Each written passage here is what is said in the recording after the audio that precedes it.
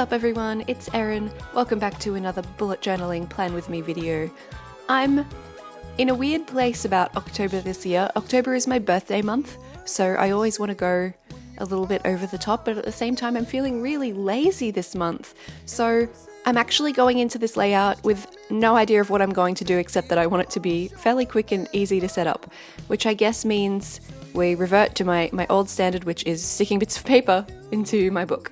I'm getting close to the end of this particular Lightroom 1917 notebook, which means that when I have it in this notebook cover, this absolutely gorgeous notebook cover from Choose To Do, when I'm getting close to the end of the notebook, the bumps from the pouches on the notebook cover make it hard to get a straight line freehand, so I'm just going to take it out to make this a little bit easier, and I'll pop it back in after I finish setting this up. I'm going back to some old classic layouts for this one because I just don't want to think about it, so I'm busting out the templates that I keep in the back of the book from when I found a layout that really works for me. I'll just draw it out on one of the loose detachable sheets from the back of the Lightroom notebook, and then I can pop it behind the page because the leaves are quite thin in these notebooks. I've done this one in the past as kind of a proper square box, but this time I'm making them this weird bracket. I wasn't entirely sure what kind of shape I wanted when I started, which is why the first one is more square than the rest of them.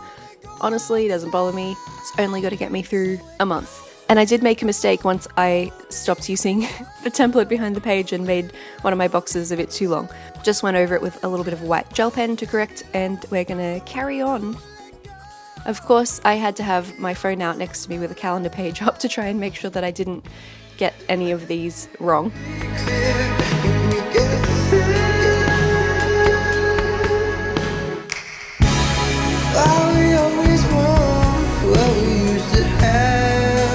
And now that there is a little brackety space for every day of October, I'm just going to grab all of my little bits of paper that I'm going to use for this layout.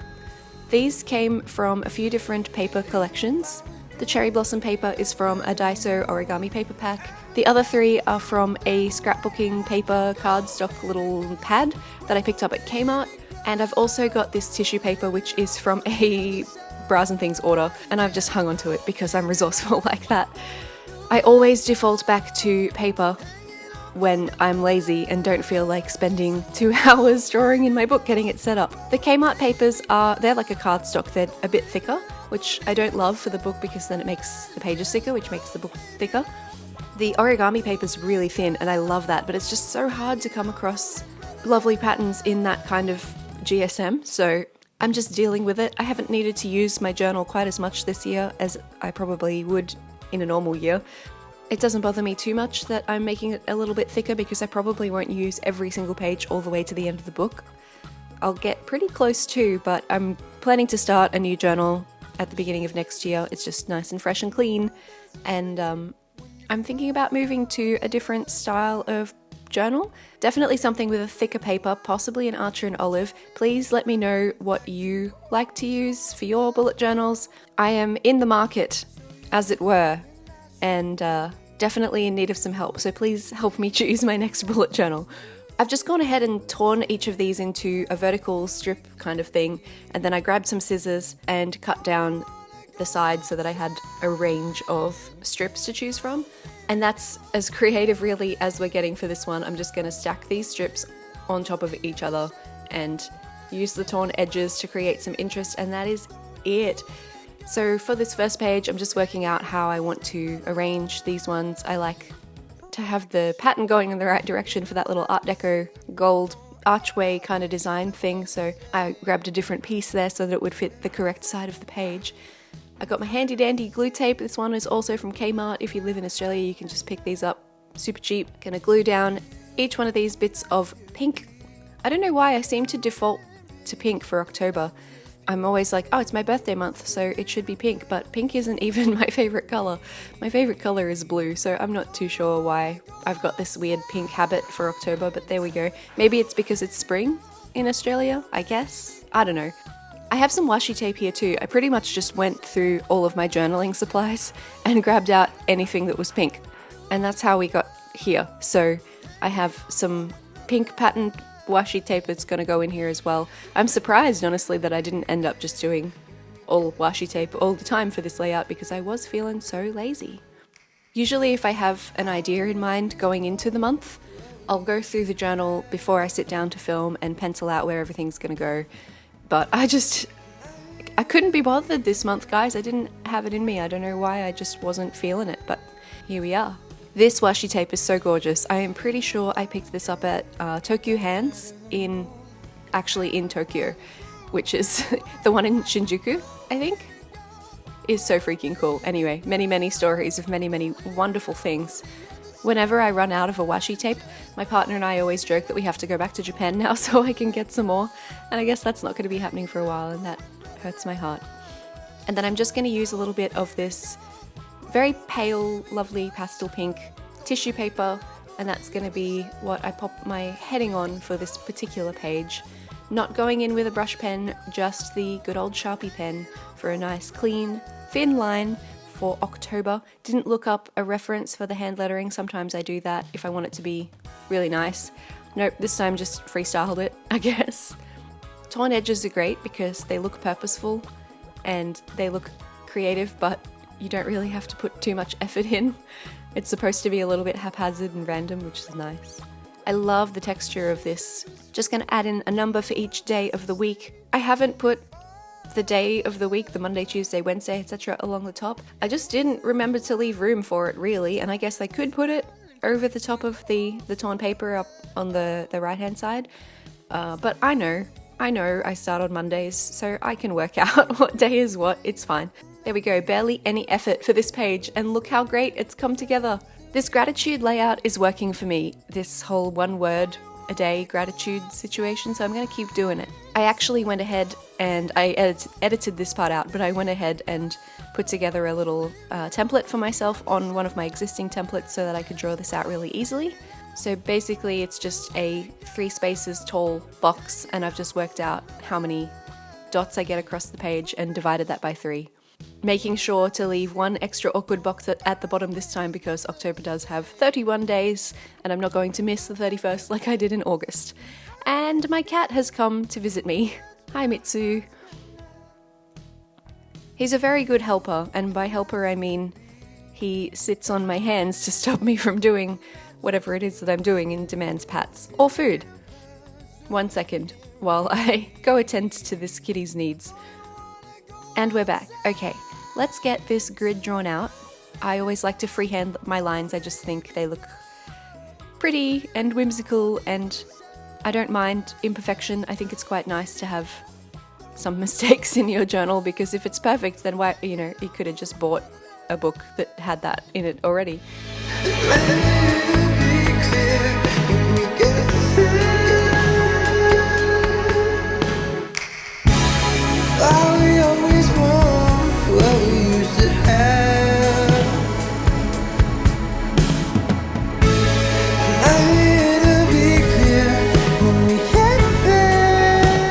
Adding a little bit of a black square in the top left corner of each of these boxes. I just used the Faber-Castell brush pen to do that, and I'm going back in with a white gel pen to pop the initial, like an M for Monday, T for Tuesday, etc, etc, and then the number for each of these. I found that if I didn't have the signifier for the day of the week, I got really lost in my first one of these layouts, so I make sure I have it now.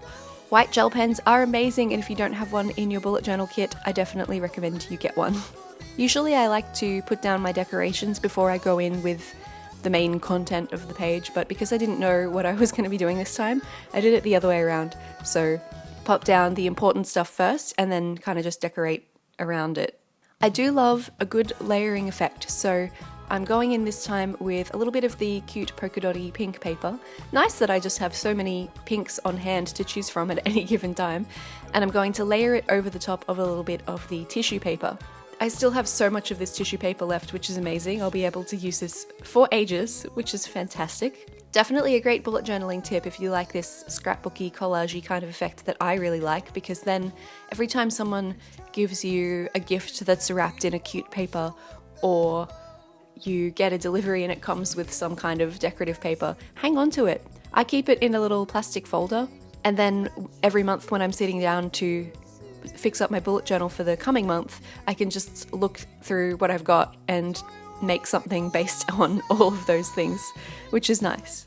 I don't spend a lot of money on bullet journaling. I haven't bought a washi tape in over a year easily. I stocked up at first when I was first getting into bullet journaling, and a lot of people gave me washi tapes when I was first getting into bullet journaling, which was really lovely and nice of them. And because of that, I've just kind of kept going on it. Layers and textures and edges, oh my. Always look the same. Where words have no place and time has escaped. Ooh, that's where our hearts connect.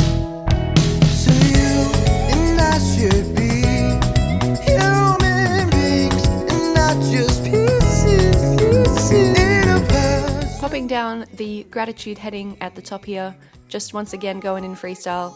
And my cat is back, because he couldn't stay away. He seems to know when I'm doing something really delicate and must come and interfere. He's so lovely. So now that my lucky charm is here to help me with my hand lettering and to pull focus with his whiskers instead of letting my camera focus on the bullet journal, I tried to just work around him for a while, but he wasn't having it. He wanted to play with my hand because the moving pen was very interesting, evidently.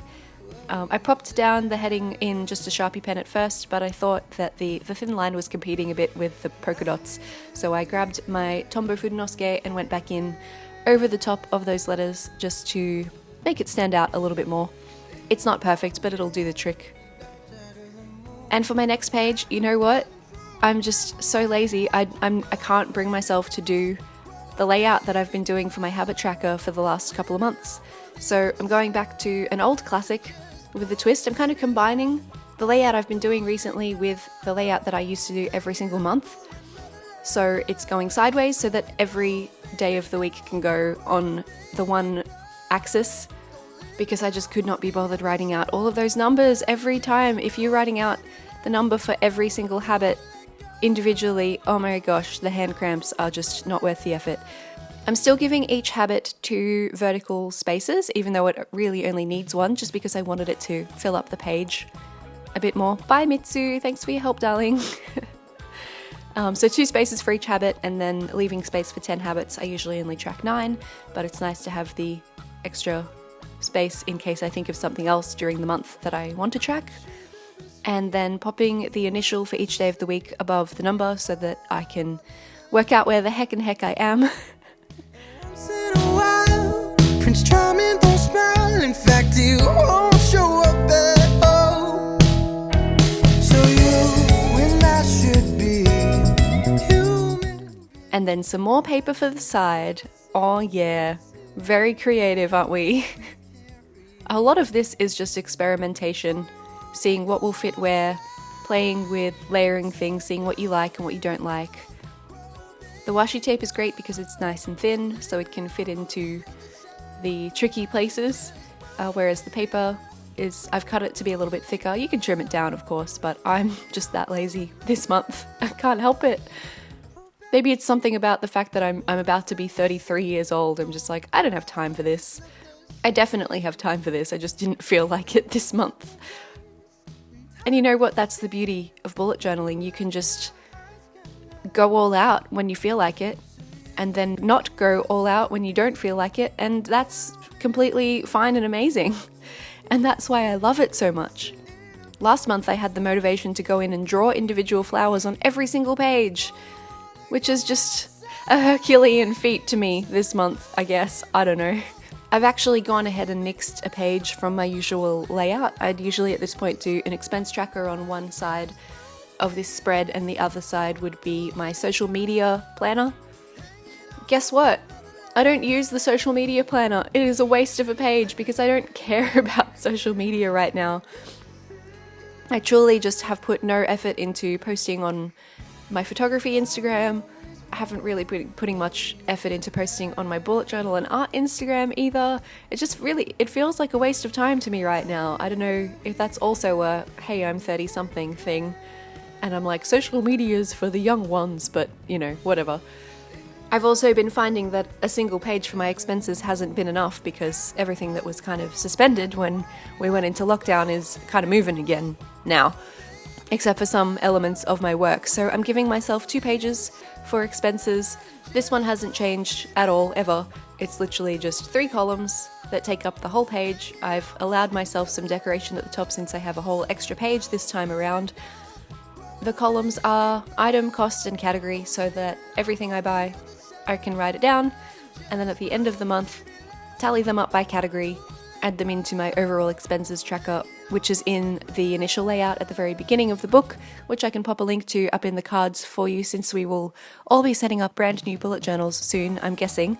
Really good way to keep track of my money and see where I could have done better and what could have gone into savings that did not. At the moment, I'm saving up to completely upgrade a good deal of my camera equipment, so definitely trying to divert as much money as I can into that fund. Popping my expense tracker heading along the top here with the Tombow Fudonosuke. It's definitely getting lost in these patterns, but I also don't care, to be totally honest, so I'm just going to go with it.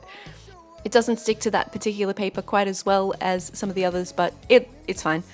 And in another move of total unoriginality, I'm going to use the same layout for my weekly spreads this month as I did last month because I found that it worked really well and it looked super nice and it's really easy and quick to set up. So the way this works is that there's around about 5 spaces worth of decoration on the outside of each page. So I'm just going to stick some of my paper down in that general space. And then the page is horizontally divided into 4. So Monday, Tuesday, Wednesday, Thursday will go on the left side, and Friday, Saturday, Sunday, and notes will go on the right side. Sorry, my camera did cut out here just for a second, so you didn't get to see me stick all of the paper down, but trust me, it wasn't that exciting. You've seen me stick paper in this book earlier in the video, so I'm pretty sure you get the idea. I think each of these spaces is 11 dots for me, but it might be different for your journal. So do have a look at what kind of dottage you've got to work with and make your spaces according to what you've got in your journal so that they're even. Just take the number of dots, divide by 4, and there you go. I started adding in the numbers in the white gel pen, and then I decided I didn't have enough black line real estate to really do that well, so I got back in there with the brush pen again, the Faber-Castell Pitt brush pen this time because I just find it's easier to... Oh, actually no, I think that's the Tombow, but I did the lines with the Faber-Castell because I find it's easier to get a solid line, a solid thick line with the brush pen because it just spreads a bit more. I mean, they're both brush pens with the Faber-Castell because it's a softer tip. So I gave myself a little dot to put the number in, just like in my last layout. And then I've just popped the name of the day, Monday, Tuesday, Wednesday, etc., above the line in the Sharpie pen, which is my go-to bullet journaling pen. I know it bleeds and ghosts a little bit, but it's just such a nice pen, and it immediately is dry and permanent, so if you erase over the top of it, right after you've done it, you don't smudge anything, and I just think that's worth it to me, you know?